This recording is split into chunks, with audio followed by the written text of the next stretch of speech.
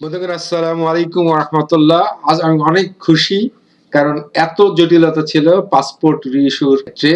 NID card, passport, জন্ম নিবন্ধন, দালাল, হাঙ্কি পাঙ্কি কত কিছুতে যে মানুষের কত রকমের কষ্ট হয়েছে আর বলে বোঝানো সম্ভব না। অবশেষে এনআইডি তথ্য অনুযায়ী পাসপোর্ট রিইস্যুর নির্দেশ স্বরাষ্ট্র মন্ত্রণালয়। You are watching Sintu.com channel. বন্ধুগণ, আপনারা দেখছেন প্রথম আলো পত্রিকার এই রিপোর্টটি। জাতীয় পরিচয়পত্র এনআইডি তথ্য অনুযায়ী পাসপোর্ট ইস্যু করার নির্দেশ দিয়েছে স্বরাষ্ট্র মন্ত্রণালয়। গতকাল মঙ্গলবার এক পরিপত্রে এসব তথ্য জানান স্বরাষ্ট্র মন্ত্রণালয়ের সুরক্ষা সেবা বিভাগ। পরিপত্রে বলা হয়েছে, দেশ ও বিদেশে থাকা বাংলাদেশি নাগরিকদের জাতীয় পরিচয়পত্র ও পাসপোর্টের মাধ্যমে তথ্যের গরমিল হলে এনআইডি তে প্রদত্ত তথ্য অনুযায়ী পাসপোর্ট রি-ইস্যু করতে হবে। অপ্রাপ্ত বয়স্কদের জন্ম নিবন্ধন সনদ বিবেচনা করতে হবে। প্রয়োজনে জেএসসি, জেডিসি, এসএসসি দাখিল কারিগরি উন্মুক্ত বিশ্ববিদ্যালয় ও সমমানের যে কোনো একটি সনদ বিবেচনা করা যেতে পারে। পরিপত্রে আরো বলা হয়, সংশোধনের ক্ষেত্রে লিখিত আবেদন করতে হবে। আবেদনপত্রের সঙ্গে অধিদপ্তরের ওয়েবসাইট বা সংশ্লিষ্ট পাসপোর্ট অফিসের প্রদর্শিত নমুনা অনুযায়ী আবেদনকারীকে একটি অঙ্গীকারনামা যথাযথ পূরণ ও স্বাক্ষরপূর্বক দাখিল করতে হবে। অর্থাৎ আপনাকে আর এফিডেভিট করতে হবে না, কোর্ট কাছারির দরজা সিঁড়িতে পা দিতে হবে। পরিপত্রটি পররাষ্ট্রমন্ত্রী, প্রবাসী কল্যাণ ও বৈদেশিক কর্মসংস্থান মন্ত্রী, মন্ত্রিপরিষদ সচিব, প্রধানমন্ত্রী, মুখ্য সচিব, জননিরাপত্তা বিভাগের সিনিয়র সচিব, পররাষ্ট্র মন্ত্রণালয়ের সিনিয়র সচিব, প্রবাসী কল্যাণ ও বৈদেশিক কর্মসংস্থান মন্ত্রণালয়ের সচিব, বহিরাগমন ও পাসপোর্ট অধিদপ্তরের মহাপরিচালক, প্রতিরক্ষা গোয়েন্দা মহাপরিদপ্তরের মহাপরিচালক, জাতীয় নিরাপত্তা গোয়েন্দা অধিদপ্তরের মহাপরিচালক, জাতীয় পরিচয় নিবন্ধন অনুবিভাগের মহাপরিচালক, পুলিশের বিশেষ শাখার অতিরিক্ত মহাপরিদর্শক, জন্ম মৃত্যু রেজিস্ট্রেশন জেনারেল ও ই পাসপোর্টের স্বয়ংক্রিয় বর্ডার নিয়ন্ত্রণ ব্যবস্থাপনা প্রকল্প পরিচালকদের পাঠানো হবে। বন্ধুগণ, এর মাধ্যমে একটা অনেক বড় ঝামেলার কাজ মাথার উপর থেকে শেষ হয়ে গেল। এনআইডি তথ্য অনুযায়ী পাসপোর্ট ইস্যু নির্দেশ স্বরাষ্ট্র মন্ত্রণালয়ে কি নির্দেশটা এসেছিল প্রজ্ঞাপনটি আমরা চলুন এটি দেখে আসি।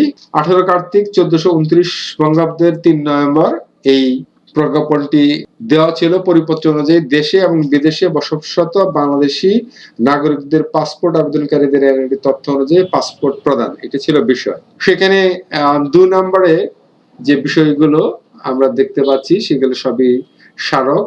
বাংলাদেশের অভ্যন্তরে এবং বিদেশে বসবাসরত বাংলাদেশি নাগরিকদের পাসপোর্টের জন্য আবেদনকারীদের এনআইডি ও পাসপোর্টের মধ্যে গড়ের তথ্য মিল হলে এনআইডি তে প্রদত্ত তথ্য, নাম, পিতা মাতার নাম, বয়স ইত্যাদি অনুযায়ী পাসপোর্টে প্রদান করা যায়। এটা হচ্ছে ফাইনালি নিউজ। সুরক্ষা সেবা বিভাগ হতে 9/12/2021 তারিখে জারিকৃত পরিপত্রটি এত দ্বারা বাতিল করা হলো। বন্ধুগণ, এখন আমরা দেখি যে এখানে একটা বিষয় আপনারা খেয়াল করেছেন যে এখানে একটি অঙ্গীকারনামা দিতে হবে। যে অঙ্গীকারনামার কথাটা আসছে, আমি ডেসক্রিপশনে এই লিংকটি দিয়ে রাখবো। তারপরও আমি এটা আপনাদেরকে দেখাচ্ছি।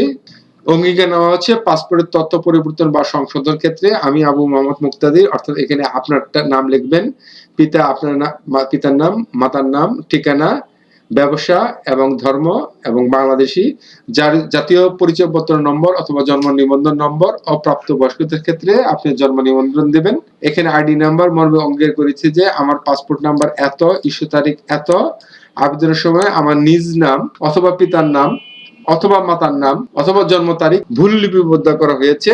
প্রকৃতপক্ষে আমার জাতীয় পরিচয়পত্র, জন্ম সনদ, অর্থাৎ যেটা আপনার ভুল হয়েছে, পিতা মাতা, নিজের নাম, জন্ম তারিখ অথবা অন্য কিছু, সেগুলো আপনি এই ছকে আপনি বসাবেন। বর্তমান পাসপোর্টের প্রদর্শিত ভুল তথ্য যে বিষয়গুলো থাকে বাম দিকে কলামে লাগাবেন এবং জাতীয় পরিচয়পত্র অনুযায়ী ডান পাশে আপনি এটা দিবেন। দিয়ে উপযুক্ত অঙ্গীকারনামার যাবতীয় তথ্য সঠিক, এর কোনো অংশ মিথ্যা নয়, আমি কোনো তথ্য গোপন করি নাই, কোনো মিথ্যা তথ্য দিয়ে থাকিলে এবং পরিবর্তন ও সংশোধনজনিত কারণে ভবিষ্যতে কোনো প্রকার আইনগত জটিলতা হইলে আমি দায়ী থাকিব।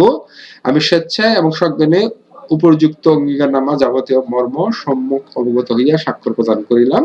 স্বাক্ষর অভিভাবকের স্বাক্ষর বা আবেদনকারীর প্রাপ্তবয়স্কদের পক্ষ থেকে স্বাক্ষর। এই অঙ্গীকারনামাটি আপনাকে যে পাসপোর্টের দরখাস্ত করবেন ওই দরখাস্তর সাথে আপনাকে এটা জমা দিতে হবে এবং তার সামনেই এটা স্বাক্ষর করতে হবে। এখানে কিন্তু লেখা আছে, আমি স্বেচ্ছায় এবং সজ্ঞানে উপযুক্ত অঙ্গীকারনামা যাবতীয় মর্ম সম্মুখ অবগত হইয়া স্বাক্ষর প্রদান করিলাম।